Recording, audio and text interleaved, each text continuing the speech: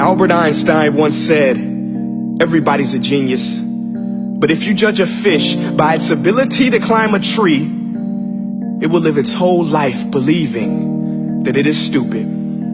Ladies and gentlemen of the jury, today on trial we have modern day schooling. Glad you could come. Not only does he make fish climb trees, but also makes them climb down and do a 10-mile run. Tell me, school, are you proud of the things you've done? Turning millions of people into robots, do you find that fun? Do you realize how many kids relate to that fish swimming upstream in class, never finding their gifts, thinking they are stupid, believing they are useless? Well, the time has come, no more excuses. I call school to the stand and accuse him of killing creativity, individuality, and being intellectually abusive. He's an ancient institution that has outlived his usage.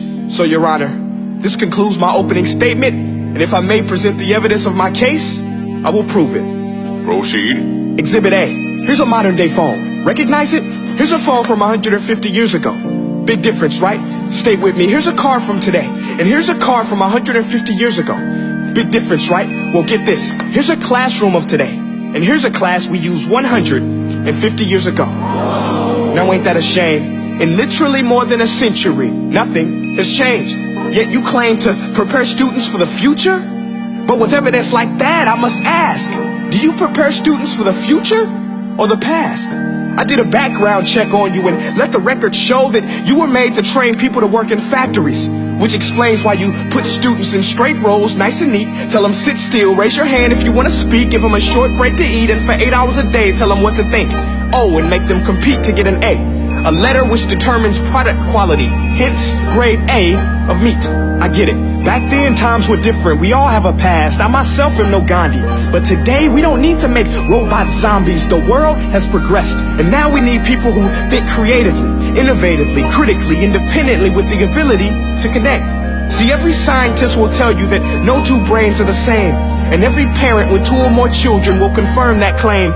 So please explain why you treat students like cookie cutter frames or snapback hats, giving them this one-size-fits-all crap. Watch your language. Sorry, Your Honor, but if a doctor prescribed the exact same medicine to all of his patients, the results will be tragic. So many people will get sick, yet when it comes to school, this is exactly what happens. This educational malpractice, where one teacher stands in front of 20 kids, each one having different strengths, different needs, different gifts, different dreams, and you teach the same thing the same way?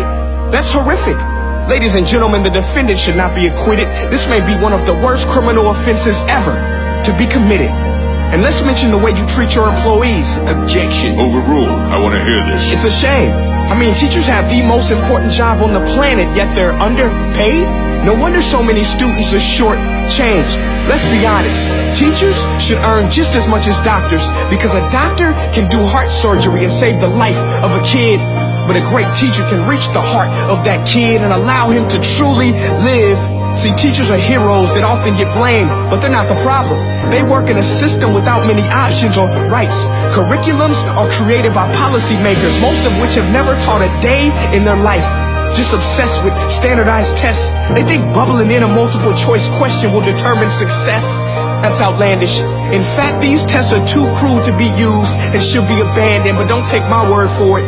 Take Frederick J. Kelly, the man who invented standardized testing, who said, and I quote, "These tests are too cruel to be used and should be abandoned." Ladies and gentlemen of the jury, if we continue down this road, the results will be lethal.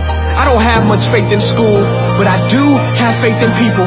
And if we can customize healthcare, cars, and Facebook pages, then it is our duty to do the same for education, to upgrade it, change it, do away with school spirit, because that's useless.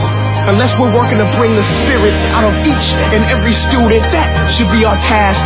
No more Common Core. Instead, let's reach the core of every heart in every class. Sure, math is important, but no more than art or dance. Let's give every gift an equal chance. I know this sounds like a dream, but countries like Finland are doing impressive things. They have shorter school days.